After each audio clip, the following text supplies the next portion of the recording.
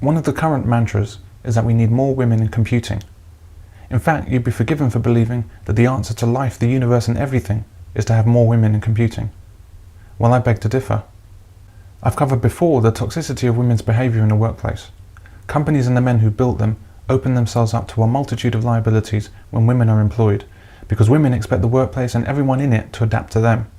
And the men do what they're told by these women because they have no capacity to do anything else. Men have not demonstrated a capacity to say no to women, and so essentially, women demand and men deliver. Men don't exactly capitulate to any and every female dictate, because in order for it to be called capitulation or surrender, there needs to have been some resistance in the first place. But such resistance from men to female supremacy doesn't exist. Whatever a woman wants, or says that she wants, or whatever any organisation which claims to speak for women say women want, men rush to accommodate. And it's one of the few behaviours common amongst men that men should genuinely be ashamed of. Men are stupid in this regard. Attempting to cater to women feeling offended by anything and everything masculine is feeding a beast whose hunger can never be sated and is the height of idiocy. Yet men are lining up offering pounds of their own flesh, thinking that if they just bend over backwards a little further, women will be satisfied enough to actually get on with the work they claim to be interested in. And so we come to Donglegate, which is a sequel to a previous example of toxic female behaviour called Elevator Gate. This woman at the PyCon conference was absolutely wrong to have behaved in the way she did, but she was also absolutely predictable. Indeed, her behaviour is not even the issue. Water's wet, the sky is blue, and women complain without justification. We must accept this as a given. It's the male response that's at issue.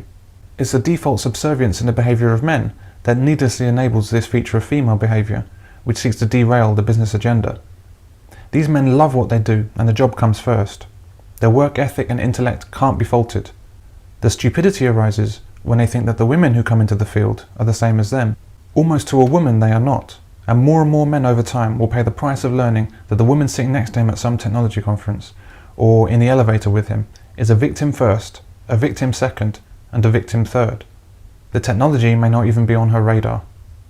Men already endure edicts at these conventions in order to accommodate the victimhood women claim to feel at every turn. So what happens now? Perhaps a new edict on male behaviour comes down regarding the dongle non-incident. It might read, "Don't upset women by sharing any private jokes that they might eavesdrop on."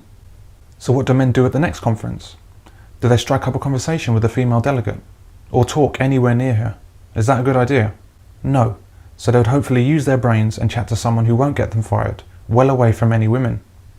And what will the women do when they notice this avoidance behaviour? Why, they'll tweet about it, using technology created and maintained by men to say how unfriendly these guys are. So of course, the conference organisers, in their efforts to be subservient to a degree that even a slave would sneer at, will announce new edicts instructing male delegates to be more friendly to female delegates, or else. So at the next conference, men will capitulate once more and be much more friendly to the women they meet, right up until the next incident where a woman feels crowded and complains. She'll then use that same technology, created and maintained by men, to attack men once more. And the edict will come down again from the good men to all the bad men that they want to change. And then it's rinse and repeat, forever. No edict has ever been made to make other men feel more comfortable at conventions, simply because men are not there to have their needs attended to. They're there to focus on the business at hand. But women find themselves incapable of leaving their sex off the table. The focus must be on them, all the time, everywhere, without exception, forever. Anything else is sexism against women, perpetrated by misogynists. And in case any men are wondering who we're talking about, the misogynist is you. Few women anywhere seem capable of focusing on anything at all except their womanhood.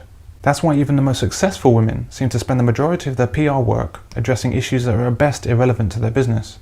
For example, more women are needed in technology. I maintain that we need more women in technology the same way we need more white sprinters in the 100 metres, but that's for another film.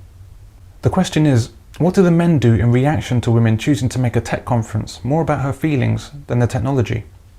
Well, men make it about her feelings, of course. That's the real story here. A man was sacked by other men at a conference focusing on technology for words he used talking to another man who was also there to focus on the technology. Adria Richards did not get the man sacked. Other men got the man sacked by placing the glory of womanhood above all else. Even when that woman's behaviour was clearly unjustified and toxic. It didn't matter. A woman complained and men attended to that complaint. Not capitulation, but rather utter subservience to the twin gods of woman and feminism, which have, let's be honest, now morphed into the same entity.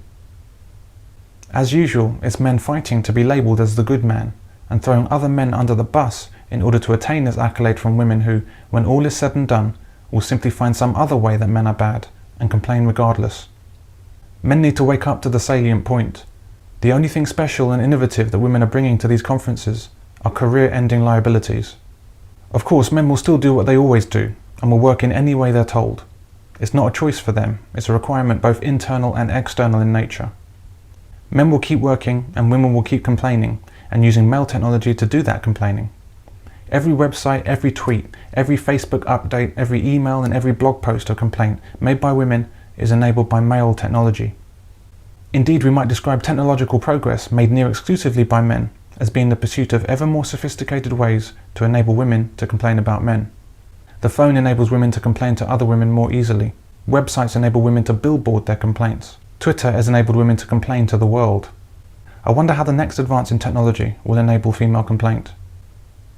When some woman makes a stink about the next non-incident that she finds offensive, I wonder what new ways men will find to attack other men and debase themselves to attend to those complaints. I've got my popcorn ready to go. Should be interesting to see.